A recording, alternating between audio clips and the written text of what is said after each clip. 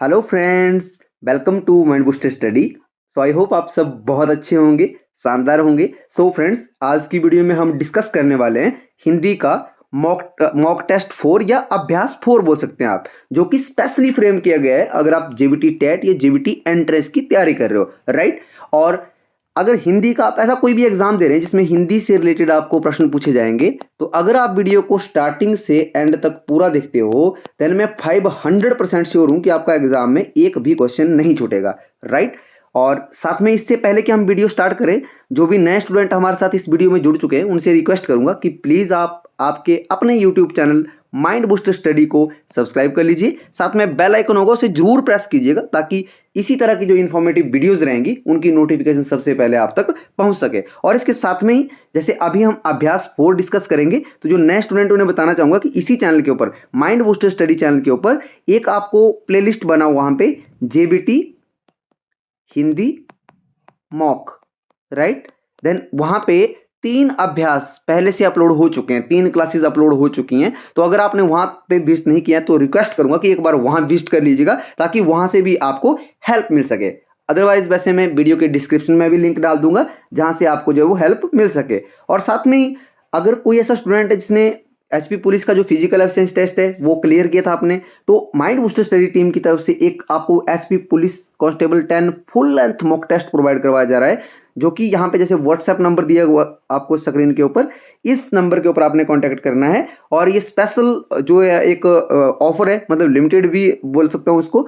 तो इसमें आपको जो ओनली 149 रुपीज में आपको जो वो 10 फुल लेंथ मॉक टेस्ट जो है वो प्रोवाइड करवाए जाएंगे, जिससे आपको क्या होगा कि आपको अपनी तैयारी का भी पता चलेगा। और ये जो मॉक टेस्ट हैं ये मॉडरेट टू हाई बनाए गए हैं, राइट, बहुत ही कम प्राइस में। तो प्लीज मैं आपसे रिक्वेस्ट करूंगा, अगर अभी तक आपने यहाँ पे गो थ्रू नहीं किया है या इनको बाय नहीं किया है, एक बार प्लीज आप बाय कीजिएगा। तो बिना किसी देरी के स्टार्ट करते हैं हम आज का वीडियो। तो हमारा जो पहला क्वेश्चन रहने वाला है, क्वेश्चन क्या बोलता है, वाक्य शुद्धिकरण का क्वेश्चन आ गया। आपको वाक्य शुद्धिकरण करनी है आपने, ठीक है। वाक्य, मैंने तुम्हें बहुत देर से देखी। देखो ये पहले ही देखने में ही वैसे वाक्य शुद्धिकरण है, तो ये बिल्कुल गलत ही होगा। तो यहाँ पे जो ऑप्शन दिए गए हैं आपको क्या बोलता है कि इसको ठीक करना है आपने, तो यह मैंने तुम्हें बहुत देर देखी, देन मैंने तुम्हें बहुत देर से देखा, ठीक है। देन मैं तुम्हें बहुत देर से देखी, देन लास्ट है मैं तुम्हें बहुत देर से देखा। समझ रहे मेरी बात को? तो इसका जो आपका करेक्ट आंसर हो जाएगा वो ऑप्शन नंबर बी आपका करेक्ट हो जाएगा, मैंने तुम्हें बहुत देर से देखा। ये इसका करेक्ट आंसर हो जाएगा। आप देखो, आप बोले सर ये तो बहुत इजी सा क्वेश्चन था, बिल्कुल आपकी तरफ से जो है वो इजी हो सकता है, बट ये जो आपको ऑप्शन दिए गए ना, यहाँ पे जब आपने ऑप्शन को पढ़ना है तो बहुत ही मतलब बहुत केयरफुली आपने जो है ऑप्शन को पढ़ना है, क्योंकि कई बार हम जल्दबाजी में जो क्वेश्चन की जो ऑप्शन है उनको टिक करके आ जाते हैं, राइट। तो आपने बहुत ही अच्छे से देखना है। देन नेक्स्ट जो हमारा क्वेश्चन है, ये भी आपको वाक्य शुद्धिकरण से क्वेश्चन है, बोलता है वह लड़कियां पेड़ पर चढ़ा, राइट। देन ऑप्शन दिए गए हैं, अब आपने अच्छा जो आपका इसका सही जो एक मतलब अर्थ है वो आपने पहचानना, जो वाक्य है कौन सा वाक्य सही है इनमें। वह लड़की पेड़ पर चढ़ा, देन वे लड़कियां पेड़ पर चढ़ी चढ़ी, ठीक है। देन वह लड़कियां पेड़ पर चढ़े, देन वह लड़कियां पेड़ पर चढ़ी। ये तो सेम ही हो गया, नहीं सेम नहीं है सर। जो बी ऑप्शन और सी ऑप्शन है, डी ऑप्शन है, ये सेम नहीं है। अब देखो इसने बोला कि वह लड़कियां पेड़ पर, लड़कियां, अब मैं बताता हूं आपको, देखो जैसे यहां पे लिखा है लड़कियां, तो अंत में जो हमारा शब्द है ना जैसे चढ़ा, राइट, तो इसी से ही क्या होगा, जो पहले लड़कियां क्या है यहाँ पे प्लूरल है ना, बहुवचन है यहाँ पे लड़कियां। तो एक आपको मैं बहुत ही अच्छी बात बताने वाला हूं, इसको नोट कर लीजिएगा अपनी नोटबुक में। क्या कि जब भी आपको बहुवचन की बात होगी, तो जो आपका जैसे यहाँ पे जो क्रिया है ना, जैसे चढ़ी चढ़ना, राइट, तो यहाँ पे वो क्रिया भी क्या होगी, वो बहुवचन में आएगी। अब बहुवचन में कैसे आएगी, यहाँ पे इसका वैसे करेक्ट आंसर बता देता हूँ। ऑप्शन नंबर इसमें जो आपका करेक्ट हो जाएगा, ऑप्शन नंबर बी आपका करेक्ट हो जाएगा। क्यों होगा, देखो सेम लग रहा है वैसे, बट यहाँ पे चढ़ी और इसमें अंक की बिंदी लगी हुई है। जो अंक की बिंदी है ये क्या करती है, ये बहुवचन बनाती है। किसी भी वाक्य को ये क्या करती है, बहुवचन बनाती है।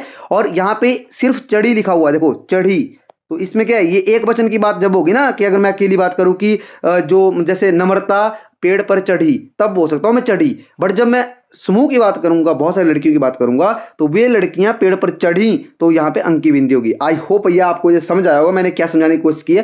थोड़ा सा एग्जाम्पल और दे देता हूं, जैसे मान लो यहाँ पे लिखते हैं हम कि राम आम खाता है, खाता है लिख दिया मैंने, ठीक है। अब मैं बोलूंगा कि वे आम खाते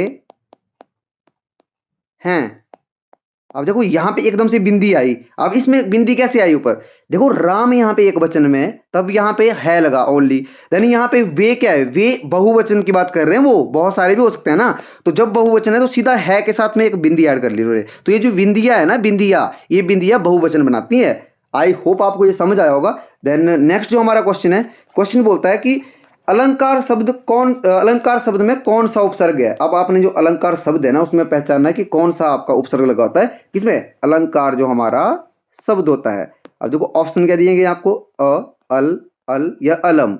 तो इसका जो करेक्ट आंसर हो जाएगा वो ऑप्शन नंबर डी आपका करेक्ट हो जाएगा। अलम क्या है, अलंकार शब्द में जो है अलम उपसर्ग का प्रयोग किया गया। अब देखो अलम का अर्थ क्या होता है सर, देखो अलम का जो अर्थ होता है ना, अलम का मतलब होता है, एक हिसाब से आप बोल सकते हैं इसमें कि जैसे इसको आप पर्याप्त भी बोल सकते हो, पर्याप्त भी बोल सकते हैं हम, ठीक है। अलम को क्या कर बोल सकते हैं, पर्याप्त भी बोल सकते हैं हम। और साथ में इसको हम जैसे इसको ना एक शब्द होता है, वो मुझे याद आ रहा है, यथेष्ट एक शब्द होता है, यथेष्ट हिंदी का एक बहुत प्यारा शब्द है, समझ रहे हो। तो ये भी हम इसको जो है वो बोल सकते हैं। अदरवाइज इसको हम जैसे होता है ना कि पर्याप्त या जैसे शोभा, ये चीजें भी हम इसको शोभा भी बोल सकते हैं हम इसको, ठीक है। तो ये आपने ध्यान रखना है। आई होप ये आपको समझ आया होगा। देन इतना तो वैसे आपको पता है कि उपसर्ग जो है शब्द से पहले लगते हैं, प्रत्यय शब्द के बाद लगते हैं, राइट। देन क्वेश्चन है भुलक्कड़ शब्द, बोलता भुलक्कड़ शब्द में कौन सा प्रत्यय लगा हुआ है। अब देखो भुलक्कड़ शब्द में प्रत्यय की बात की मैंने पहले भी बताया हुआ है, कोई शब्द यहाँ पे लिखा हुआ है, उसके अंत में जो चीजें लगेंगी वो प्रत्यय कहलाती हैं, देन इसके स्टार्टिंग में जो चीजें लगेंगी वो उपसर्ग कहलाती हैं। आई होप ये बेसिक सी चीजें आपको पता होंगी, राइट। देन यहाँ पे क्या बोल रहा है कि भुलक्कड़ शब्द का क्या करना है आपने, कौन सा प्रत्यय लगा हुआ है, उसका करेक्ट आंसर हो जाएगा ऑप्शन नंबर ए, अकड़। अब एक और बात सर, उपसर्ग और प्रत्यय, इनमें सर आपने बोला था कि एक मूल शब्द होता है, मूल शब्द अगर आप पहचानते हो तो आप इनको जो है एक से 2 सेकंड में करके आओगे।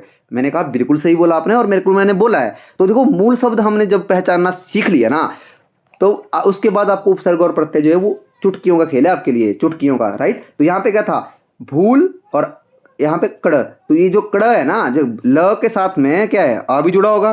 देन ये क्या है, ये अ जो है यहाँ पे निकाला तो ये प्रत्यय है अकड़, तब बनाए अकड़ पूरा यहाँ से। अब देखो यहाँ पे क्या है, भूल, मूल शब्द क्या है, भूल, क्या है, भूल। आई होप आप समझ रहे होंगे जैसे जिस तरीके से मैं आपको समझाने की कोशिश कर रहा हूँ, राइट। तो देखो अभी तक अगर आपने वीडियो को लाइक नहीं किया है तो मैं आपसे रिक्वेस्ट करूंगा वीडियो को लाइक कर लीजिए। आपकी जो लाइक है वो हमें मोटिवेशन देता है, और अपनी जो फ्रेंड्स हैं, आपके कलीग हैं, कुछ ऐसे भी स्टूडेंट होते हैं जो तैयारी कर रहे हैं, तो उनको शेयर कीजिए ताकि उनको भी इससे हेल्प मिल सके। और सब्सक्राइब तो आप करेंगे ही, ये मुझे आप पे ट्रस्ट है, राइट। देन नेक्स्ट जो हमारा क्वेश्चन है, बोलता कनुप्रिया के रचनाकार हैं। कनुप्रिया के रचनाकार देखो हिंदी साहित्य, हिंदी साहित्य से आ गया आपको क्वेश्चन। अब क्या बोल रहा है, कनुप्रिया के जो रचनाकार है वो कौन है, सुभद्रा कुमारी चौहान, जयशंकर प्रसाद, धर्मवीर भारती या नागार्जुन। तो इसमें जो करेक्ट आंसर हो जाएगा वो ऑप्शन नंबर सी आपका करेक्ट हो जाएगा, धर्मवीर भारती। धर्मवीर भारती क्या है, वो कनुप्रिया के रचनाकार है। अब थोड़ा सा जो हमारे धर्मवीर भारती है ना, उनके बारे में थोड़ा सा हम जान लेते हैं कि सर जो वीर भारती जी है वो कौन थे। देखो धर्मवीर भारती है ना, जो वो मूलतः जो है वो प्रेम के कवि हैं। प्रेम के कवि माने जितनी भी उनकी रचनाएं है ना, वो किससे रिलेटेड है, जितनी भी उनकी रचनाएं वो प्रेम से रिलेटेड है, इससे प्रेम से, मतलब मैक्सिमम अगर मैं अधिकतम की अगर बात करूँ, राइट। देन इसके साथ में इनकी जो रचनाएं हैं, कुछ और भी रचनाएं इनकी प्रेम के साथ में भी अगर बात करूँ तो जैसे मान लो यहाँ पे एक थी ठंडा लोहा, राइट। देन एक हमारा था अंधा युग, अंधा युग भी इनकी रचना है। देन एक आपकी और थी देशांतर, क्या थी, देशांतर, ये भी इनकी ही रचना है। आई होप आपको ये समझ आया हो जो मैंने आपको समझाने की कोशिश की है, राइट। देखो एक क्वेश्चन करेंगे, एक क्वेश्चन को बहुत ही डिटेल से खोलेंगे, उसमें 5 से 6 क्वेश्चन उसमें स्टडी करेंगे, ये मेरा मोटिव है, राइट, ताकि आपका एग्जाम में एक भी आपका क्वेश्चन जो है वो छूटे ना पाए, राइट। देन नेक्स्ट जो हमारा क्वेश्चन है, क्वेश्चन बोल रहा है गोदान उपन्यास किसने लिखा है।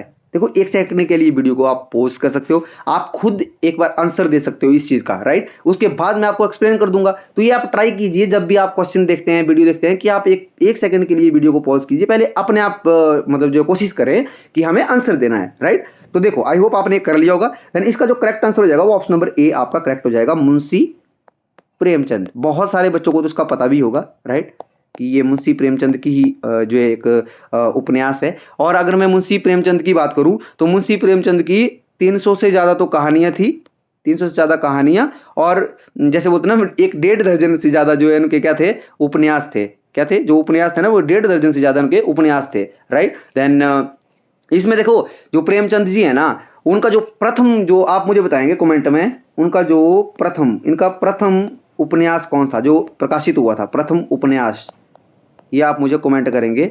मैं आपके कमेंट का क्या करूँगा, वेट करूँगा, राइट। आई होप आपको ये समझ आया होगा। और साथ में अगर मैं प्रेमचंद जी के बारे में बात करूँ ना, तो उनके जो थोड़े से मैं आपको बता देता हूँ कि किस तरह से जो मतलब प्रेमचंद जी थे, उनके जो जैसे जो कुछ उनके उपन्यास रहे हुए वो कौन कौन से थे। जैसे एक रंगभूमि है, रंगभूमि की मैं अगर बात करूं, राइट। देन रंगभूमि के साथ में एक कर्मभूमि भी है, कर्मभूमि, कर्मभूमि भी नहीं कही वो है। देन यहाँ पे एक निर्मला, एक आपका एक आपका ना मेरे को याद आ रहा है, ध्यान आ रहा है कि एक आपका ना अधूरा कुछ इस तरह से था उनका। तो आप मुझे बताएंगे कि अधूरा क्या उनका एक उपन्यास था, तो ये भी आप मुझे कमेंट में साथ में कीजिएगा इसके कमेंट को, राइट। देन आई होप आपको ये समझ आया होगा जो मैं आपको समझाने की कोशिश की है। देन बढ़ते हैं हम अपने नेक्स्ट क्वेश्चन की तरफ। क्वेश्चन बोल रहा है अन्य की अनन्या, अन्य की अनन्या आत्मकथा किसकी है। अन्य की अनन्या आत्मकथा जो है वो बोलता किसकी जो है आत्मकथा है। प्रभा खेतान, उषा, देन सुषमा, देन इनमें से कोई नहीं। तो इसका जो करेक्ट आंसर हो जाएगा ना, वो ऑप्शन नंबर ए आपका करेक्ट आंसर हो जाएगा। प्रभा खेतान की क्या है, ये आत्मकथा है। अब देखो है क्या है, देखो जो इसका अगर मैं बात करूं ना, ये जो पर्टिकुलर जो मतलब जैसे अन्य के अनन्या जो आत्मकथा है, ये कब प्रकाशित हुई थी, ये 2007 में ये प्रकाशित हुई थी। और इसमें सबसे बड़ी जो बात है ना, मतलब ये है कि जो जैसे प्रभा खेतान जी है ना, इन्होंने इसमें क्या बताया है, इसने अपने जीवन के कुछ अनछुए पहलुओं के बारे में इन्होंने जो इसमें डिस्कस किया था, उनको उजागर करने की कोशिश की है, ठीक है। अपने जीवन के ही कुछ ऐसे पहलू जो अनछुए रह गए थे उनको उन्होंने उजागर करने की कोशिश की है। और साहित्य जगत को इन्होंने जब इसको ये प्रकाशित हुई थी ना, जब ये प्रकाशित हुई थी ना, तो मैं आपको एक इंटरेस्टिंग फैक्ट बताता हूँ कि अगर मैं साहित्य जगत की बात करूँ ना, साहित्य जगत की बात करूँ, तो इन्होंने चौंका दिया था। जो इनका जो ये आत्मकथा थी ना, इन्होंने चौंका दिया था किसको, साहित्य जगत को, राइट। तो इतना मतलब ये जो प्रभा खेतान है ना, इनकी जो आत्मकथा है, इतना उसमें हुआ है कि पूरा साहित्य जो हमारा जगत था वो चौंक गया था, राइट। देन नेक्स्ट जो हमारा क्वेश्चन है, क्वेश्चन क्या बोल रहा है, बोलता है राम ने लक्ष्मण को फल दिया, वाक्य में लक्ष्मण को कौन सा कारक है, क्वेश्चन आ रहा है आपको कारक से, ये आपके पहचानना है। देखो लक्ष्मण को बोला ना इसने कि राम ने लक्ष्मण को क्या किया, फल दिया, फल दिया। तो इसका जो वैसे करेक्ट आंसर हो जाएगा वो ऑप्शन नंबर सी आपका करेक्ट हो जाएगा, संप्रदान। अब आप बोलेंगे सर संप्रदान के बारे में तो कुछ बनता ही है, आप हमें समझाइए, क्योंकि इसके बारे में अगर समझेंगे तब हमें जो है इसका अच्छे से पता चलेगा। तो देखो संप्रदान कारक का मतलब क्या होता है, जब किसी क्रिया का फल ना किसी व्यक्ति या वस्तु को दिया जाए, मतलब जो क्रिया हो रही है ना उसका जो फल है व्यक्ति या वस्तु को दी जाए, तो वह जो वस्तु है ना या कोई व्यक्ति है, तो वो संप्रदान होती है। जैसे मान लो यहाँ पे क्या है, लक्ष्मण को फल दिया जा रहा है ना, तो क्या है, लक्ष्मण क्या है यहाँ पे, जैसे मैंने बोला ना कि अगर किसी क्रिया को सॉरी किसी वस्तु या व्यक्ति को क्या दिया जाए, वो फल दिया जाए, क्रिया का जो फल है, तो इसमें क्रिया का जो मतलब फल इन द सेंस की यहाँ पे फल की बात मैं वैसे नहीं कर रहा हूँ, हर एक वाक्य में आप फल का मतलब कोई भी जो इसका अर्थ निकल रहा है, समझ रहे हो मेरी बात को, जो मतलब उसको भाव है जो, तो उसको जो जब दिया जाता है तो क्या होता है, वो वहां पे हम उसको संप्रदान कारक के नाम से जानते हैं। आई होप आप समझे होंगे, तो मैंने क्या समझाने की कोशिश की है आपको, राइट। देन नेक्स्ट जो हमारा क्वेश्चन रहेगा, क्वेश्चन बोल रहा है निम्न में से शुद्ध वर्तनी वाला शब्द पहचानना है आपने, बोलता अफसर, देन अफसर, देन अफसर, देन अफसर। तो इसमें करेक्ट आंसर आपका ऑप्शन नंबर ए हो जाएगा। अब इसके साथ में आपने एक और बात ध्यान रखनी है, देखो यहाँ पे अफसर भी लिखा हुआ था, अफसर कोई शब्द नहीं है ना, शुद्ध वर्तनी नहीं है, देखो अफसर करेक्ट हो जाएगा। और साथ में एक और बात याद रखनी है आपने, एक अवसर भी आता है, समझ रहे मेरी बात को, तो जो अगर अवसर आपको यहाँ पे आता है ना, तो वो भी आपने ध्यान में रखना है। एक सेकेंड, यहाँ पे जैसे आपको जो है अवसर आएगा तो उसको भी आपने ध्यान में रखना कि इस तरह से आपको क्वेश्चन पूछा जा सकता है, राइट। देन नेक्स्ट जो हमारा क्वेश्चन है, क्वेश्चन बोल रहा है राष्ट्रभाषा किस समास का उदाहरण है। यहाँ से समास से हमें क्वेश्चन पूछने को मिल रहा है, यहाँ पे देखने को सॉरी मिल रहा है। तो यहाँ पे क्या अव्ययी, देन तत्पुरुष, देन कर्मधारय, देन द्वंद्व। देखो द्वंद्व तो बनता ही नहीं है कि किसी भी भाव में राष्ट्रभाषा का, और अव्ययी भाव भी नहीं बनता है, देन तत्पुरुष तो बनेगा ही नहीं, तो कर्मधारय इसका करेक्ट आंसर हो जाएगा, ऑप्शन नंबर सी इसका करेक्ट आंसर हो जाएगा। अब देखो मैंने आपको पहले जो प्रीवियस अभ्यास हमने डिस्कस किए हैं उनमें भी मैंने आपको बताया हुआ है कि जो हमारे कर्मधारय, जो अगर मैं बात करूँ समास की बात करूँ, तो वो कौन होते हैं। देखो कर्मधारय समास ऐसे समास है जिनमें उपमेय या उपमान का क्या संबंध हो, राइट, या विशेषण या विशेष्य का संबंध हो। समझ रहे मेरी बात को। तो इस तरह के जो हमारे क्या होते हैं जैसे समास होते हैं उनको हम क्या बोलते हैं, उनको हम कर्मधारय समास में जो है वो इंक्लूड करते हैं। अब इसमें एक और बात बताई थी मैंने आपको, अगर आपको ध्यान हो, कि इनमें क्या होता है जो प्रथम पद होता है ना वो गौण बन जाता है। जो पहला पद होता है ना, जैसे प्रथम जो पद होता है, लाइक जैसे यहाँ पे राष्ट्रभाषा लिखा हुआ तो राष्ट्र क्या है यहाँ पे प्रथम पद है, देन भाषा क्या है यहाँ पे ये द्वितीय पद है। समझ रहे मेरी बात को। तो इसमें बोल रहा है कि प्रथम पद में इसमें क्या होता है कि जो प्रथम पद है वो गौण हो जाता है। गौण का मतलब द्वितीय बन जाता है, मतलब उसको हम बाद में उसको जो है उसका उच्चारण करते हैं या उसको समझते हैं, राइट। देन इसका जो द्वितीय पद होता है, जैसे मानो उसको उत्तर पद बोलते थे हम, जो उत्तर पद होता है ना वो क्या हो जाता है, वो इसमें प्रथम बन जाता है। क्या बन जाता है, वो उसमें प्रथम हो जाता है। आई होप आपको ये समझ आया होगा। देन बढ़ते हैं हम अपने नेक्स्ट क्वेश्चन की तरफ। देन नेक्स्ट क्वेश्चन क्या बोलता है क्रोध अग्नि शब्द किस समास का उदाहरण है। अब देखो ये भी समास से आपको क्वेश्चन है। अब यहाँ पे ऑप्शन दिए गए, देखो इसमें भी करेक्ट आंसर आपका जो ऑप्शन नंबर सी ही हो जाएगा, कर्मधारय। वो कैसे सर, देखो यहाँ पे लिखा है क्रोध अग्नि, क्या लिखा हुआ है, क्रोध अग्नि। तो इसमें क्या है, देखो क्रोध अग्नि में क्या है, क्रोध अग्नि का मतलब क्या हुआ है, अगर इसका हम विग्रह करें तो मतलब क्रोध रूपी अग्नि, राइट। देन देखो इसमें क्या है, इसमें उपमेय और उपमान का संबंध है। समझ रहे हो मेरी बात। तो जहां पे उपमेय उपमान विशेषण विशेष्य का संबंध हो वो कर्मधारय हमारे क्या होते हैं, वो समास होते हैं, कर्मधारय समास होते हैं। आई होप आपको ये समझ आया होगा। देन देखो वीडियो आपको कैसा लग रहा है, या आपका कोई ऐसा सजेशन रहता है वीडियो से रिलेटेड, कोई भी आपका सजेशन रहता है प्लीज़ आप कमेंट कीजिए। हम आपके सजेशन का वेट करते हैं और हम जो भी आपका सजेशन रहेगा हम ट्राई करेंगे कि आपके सजेशन पे हम जो है वो अच्छा उतरे, राइट। देन क्वेश्चन हमारा, निम्न में से कौन सा अभिकारी शब्द है। अभिकारी शब्द पहचानना है आपने। अच्छा सर अभिकारी शब्द के बारे में आपने बताया भी था, चलो नए स्टूडेंट के लिए फिर से बता देता हूँ। अभिकारी शब्द का मतलब हुआ कि ऐसे शब्द जिनके ऊपर लिंग वचन काल और कारक, देखो अव्यय और अभिकारी ये दोनों ही जो है वो एक समान होते हैं, राइट। देन इनका कोई प्रभाव नहीं पड़ता है, इनका जो ये लिंग वचन काल कारक का प्रभाव नहीं पड़े, जिन शब्दों के ऊपर नहीं पड़े वो कौन से हुए, वो हुए अभिकारी शब्द। अब आपने यहाँ से पहचानना है कि कौन सा इनमें जो ऑप्शन है इनमें हमारा अभिकारी शब्द है। बोलता धीरे, लड़का, पेड़ या किताबें। समझ रहे मेरी बात। तो यहाँ पे जो करेक्ट आंसर हो जाएगा आपका वो ऑप्शन नंबर आपका क्या हो जाएगा, ए आपका करेक्ट आंसर हो जाएगा। धीरे, धीरे क्या है यहाँ पे, धीरे हमारा यहाँ पे अभिकारी शब्द होगा। वो कैसे सर, देखो धीरे को अगर लिंग परिवर्तन करेंगे आप इसका, जैसे स्त्रीलिंग में या पुल्लिंग में नहीं होगा। अगर इसका एक वचन बहुवचन बनाएंगे नहीं होगा। काल का इसके ऊपर कोई प्रभाव नहीं पड़ेगा, कारक का इसके ऊपर कोई प्रभाव नहीं पड़ेगा। आई होप आपको ये समझ आएगा जो मैं आपको समझाने की कोशिश कर रहा हूँ, राइट। देन जो भी यहाँ पे ऑप्शन है उनको आप देख सकते हैं। देखो बहुवचन में हो सकता है, बिल्कुल हो सकता है, ये हो सकता है, बिल्कुल हो सकता है। यानी किताबें तो पहले ही बहुवचन में, तो एक वचन में बदल सकते हैं। आई होप आप समझे होंगे। देन नेक्स्ट आपका क्वेश्चन है, इनमें से कौन सा अव्यय है। ये भी अव्यय से ही रिलेटेड आपको क्वेश्चन है। बोलता खूब, पुस्तक, पलक, फूल। तो इसमें करेक्ट आंसर हो जाएगा ऑप्शन नंबर ए, क्योंकि पुस्तक को हम बहुवचन बदल सकते हैं। देखो एक भी अगर आपने बदल दिया ना, जो मैंने आपको बताया कि जैसे लिंग वचन काल और कारक, अगर इनमें से एक का भी प्रभाव पड़ गया ना शब्द के ऊपर, मतलब उसके परिवर्तन हो गया अगर, तो वो अव्ययकारी या अव्यय नहीं होंगे। देखो पुस्तक का लिंग परिवर्तन करेंगे, अगर नहीं हुआ तो पुस्तक को बहुवचन में कर सकते हैं, हाँ जी कर सकते हैं। पलक को बहुवचन में बना सकते हो, बिल्कुल बना सकते हैं। फूल को बना सकते हो, बिल्कुल बना सकते हैं जी। तो इसमें एक ये खूब, खूब क्या है यहाँ पे अव्यय शब्द हो जाएगा। आई होप आपको ये समझ आया होगा। देन नेक्स्ट जो हमारा क्वेश्चन रहेगा, क्वेश्चन बोल रहा है महोत्सव का संधि विच्छेद करना है, आपने सही संधि विच्छेद कीजिए। आपका जो करेक्ट आंसर हो जाएगा वो ऑप्शन नंबर बी आपका करेक्ट हो जाएगा। महा प्लस उत्सव क्या हो जाएगा, ये आपका बी आपका जो है वो करेक्ट आंसर हो जाएगा। वो कैसे, तो थोड़ा सा बताइए सर इसके बारे में। देखो मैं बताता हूँ इसमें। वैसे सबसे पहले तो हमें ये जानना जरूरी है कि सर महोत्सव में जो वो कौन सी संधि है। तो इसमें अगर मैं बात करूँ तो इसमें आपको गुण स्वर संधि इसमें लगी है, गुण स्वर संधि। देखो प्रीवियस वीडियो में मैंने बहुत डिटेल में बताया हुआ आपको, यण संधि, गुण स्वर संधि, व्यंजन संधि, उन सब के बारे में बताया हुआ है। आई होप आपको ये समझ आया होगा। देन नेक्स्ट है हमारा, अत्याचार शब्द में कौन सी संधि है। देखो बहुत ही प्यारा क्वेश्चन है और मोस्ट रिपीटेड क्वेश्चन है। अगर आप ऐसा समझे ना कि ये सारे क्वेश्चन आपको PYQ है ना, जो प्रीवियस ईयर में कहीं पूछे गए हैं वो सारे मेरे लिए हुए हैं, ताकि आपको हेल्प मिले, इससे आपको पता चले कि एग्जाम में आपसे कैसे कैसे क्वेश्चन पूछे जाते हैं। तो देखो इसमें बोला अत्याचार शब्द में कौन सी संधि है, दीर्घ, यण, व्यंजन संधि या इनमें से कोई नहीं।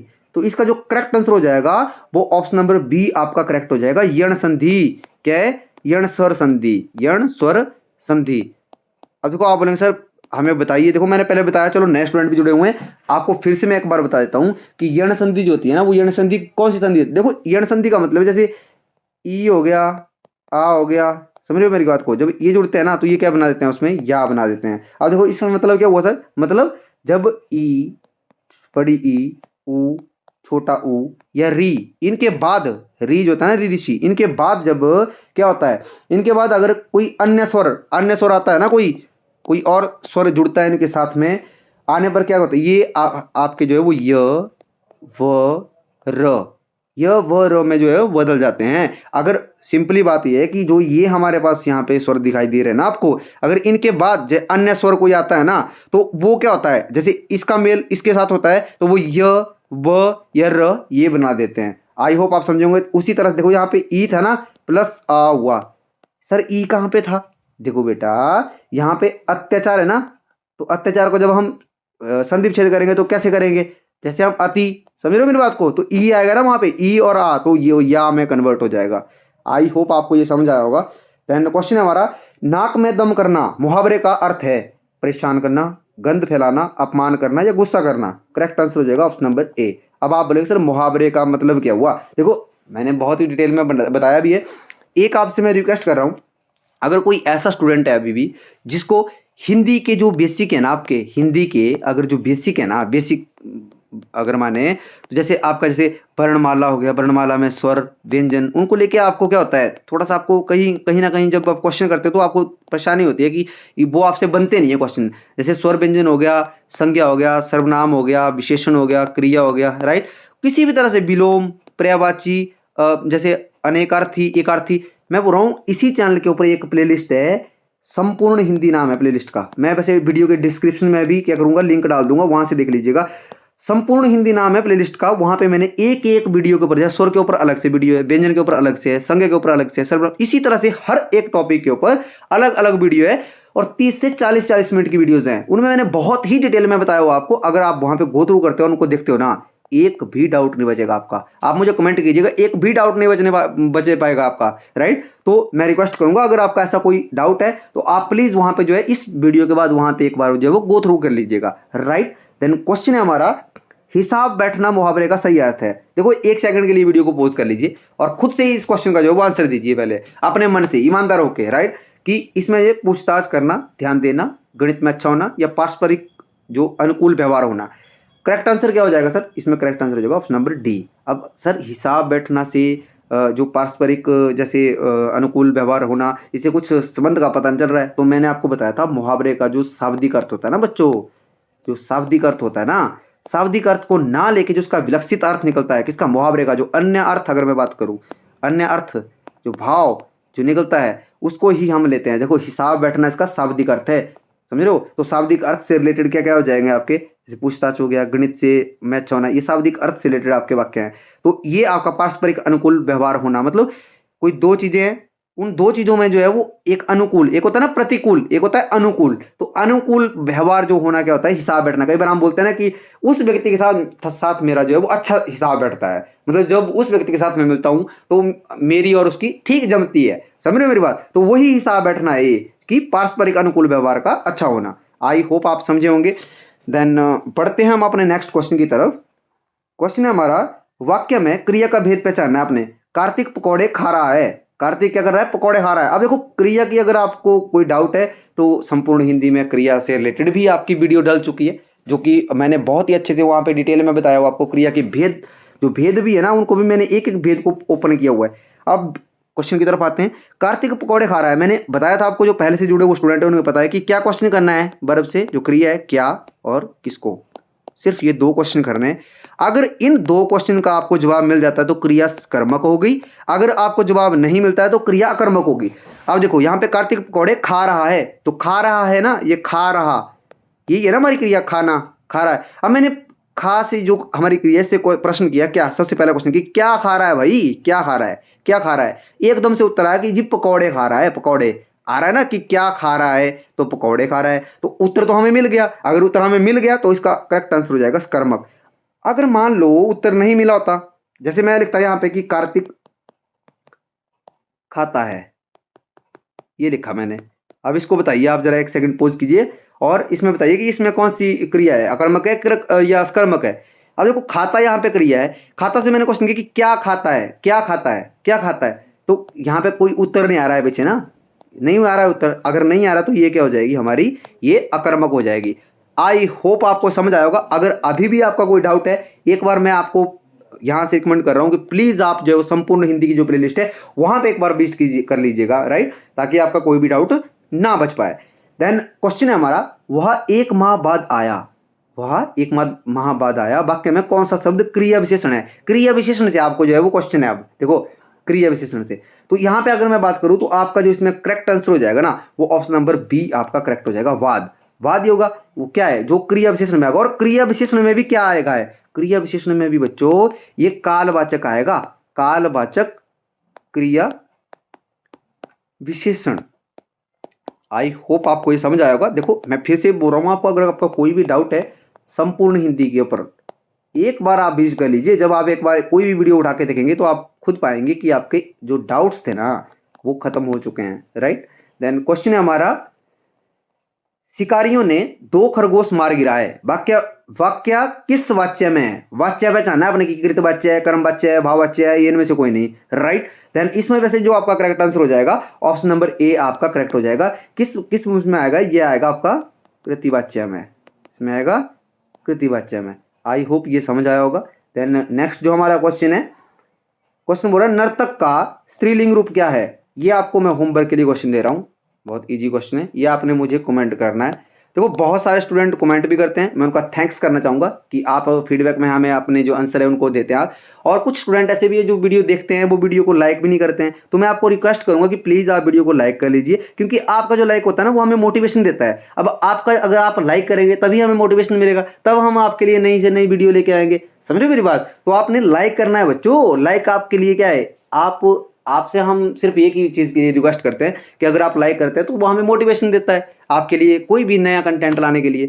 और शेयर तो आपने जरूर करना है, राइट। देन क्वेश्चन की तरफ बढ़ते हैं। क्वेश्चन क्या बोल रहा है, बोलता बच्चा शब्द का बहुवचन रूप क्या है। बच्चा शब्द का बहुवचन रूप क्या है भाई बताओ, कि बच्चे, बच्ची, बच्चों या बच्चा लोग। तो इसमें जो करेक्ट आंसर हो जाएगा आपका वो ऑप्शन नंबर ए आपका करेक्ट आंसर हो जाएगा। बच्चे इसमें जो है वो क्या हो जाएगा, बहुवचन रूप हो जाएगा। देखो बच्चों मत करना वहां पे, यहाँ पे अंक की बिंदी भी नहीं लगी हुई है, समझ रहे हो मेरी बात को। ये तो मैंने आपको वो तरीका भी समझाया ना ऊपर कि बहुवचन और एकवचन कैसे करते हैं। देन नेक्स्ट जो हमारा क्वेश्चन है, प्रयोग के आधार पर पांडु, पांडु लिखा हुआ है यहाँ पे, सॉरी पांडु, प्रयोग के आधार पर पांडु शब्द होगा, क्या होगा प्रयोग के आधार पर, विशेष्य होगा या विशेषण होगा, विशेष्य विशेषण दोनों होगा, या इनमें से कोई नहीं। देखो ये इस पर्टिकुलर क्वेश्चन की बात करूं तो जो एचपी पुलिस का, HP police Hindi mock test की अगर मैं बात करूं तो जो मैंने आपको वहां पे मैंने 40 मॉक टेस्ट दे रखे हैं। अगर आपने वहां विजिट नहीं किया तो वैसे उनको भी आप एक बार देख सकते हो, वहां से भी आपको हेल्प मिल सकता है। अगर आप जीबीटी की तैयारी भी कर रहे हो तो कुछ टॉपिक तो उसमें ऐसे है ना जो आपको जीबीटी में भी आएंगे। तो अगर आपने वहां पे विजिट नहीं किया तो संपूर्ण हिंदी वहां पे लिखा हुआ है, सॉरी संपूर्ण हिंदी तो आपका जो बेसिक का है, वहां पे लिखा हुआ है free Hindi mock test, Hindi mock test HP police 40 mock test दिए हुआ वहाँ पे मैंने बिल्कुल फ्री में दिए हुआ आपको, राइट। और बहुत ही अच्छा कंटेंट है वहाँ पे। तो वहाँ पे मैंने बताया था कि पांडु जो शब्द है ना वो विशेष्य और विशेषण दोनों में प्रयोग होता है। किस प्रयोग के आधार पर, प्रयोग के आधार पर अगर हम बात करें तो वो दोनों में जो है वो प्रयोग होता है। देन नेक्स्ट क्वेश्चन है, वह खाना खा रहा है, इस वाक्य में किस मतलब यह वाक्य किस काल में है। काल की मतलब पहचान करनी है आपने कि ये भूतकाल में, भविष्य काल में, वर्तमान काल में या पूर्ण काल में है। इसका जो करेक्ट आंसर हो जाएगा वो ऑप्शन नंबर सी हो जाएगा, वर्तमान काल में। और वर्तमान काल में भी यह अपूर्ण अपूर्ण वर्तमान काल में जाएगा, अपूर्ण वर्तमान काल। अब आप बोलेंगे सर अपूर्ण वर्तमान काल क्या हुआ है। अपूर्ण वर्तमान काल का मतलब होता है बच्चों कोई भी क्रिया है वो भूतकाल से शुरू हुई है, भूतकाल से मतलब पहले से, वो क्या भूतकाल से, पास से, है ना, वो शुरू हुई है, कहां से, भूतकाल से शुरू हुई है और वर्तमान में अभी चल रही है, पूर्ण नहीं हुई है, वो वर्तमान में अभी चल रही है। वो कैसे सर, जैसे वह खाना खा रहा है, मतलब खाना खाना उसने स्टार्ट किया था भूतकाल में, पहले टाइम में किया था ना, और खा रहा है, अभी खा रहा है, वो खाना खत्म नहीं हुआ ना खाना, अभी खा रहा है मतलब वर्तमान में अभी वो क्या क्रिया जो है वो कार्य कर रही है, मतलब वो अभी काम हो रहा है, खा रहा है वो खाना अभी, तो उसको बोलते हैं हम अपूर्ण वर्तमान काल, मतलब वो पूर्ण नहीं हुई है, वो अपूर्ण है अभी। आई होप आपको ये समझ आया होगा। देन नेक्स्ट हमारा क्वेश्चन रहेगा, साहस का विलोम क्या होगा? विलोम शब्द, विलोम माने विपरीत, और विपरीत शब्दों के लिए मैंने बताया था आपकी शब्दावली बहुत ही अच्छी होनी चाहिए, उससे आपको हेल्प मिलता है। जैसे साहस का पता है आपको कि साहसी कौन होता है, साहस क्या है, तो इसका जो विपरीत है उसको करने में आपको परेशानी नहीं होगी। वो कैसे सर?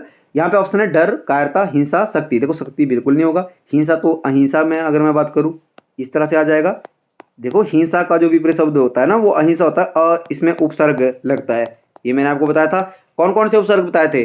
अ बताया था, नी बताया था, कु बताया था, निर बताया था। समझ रहे मेरी बात को? कु भी था ना।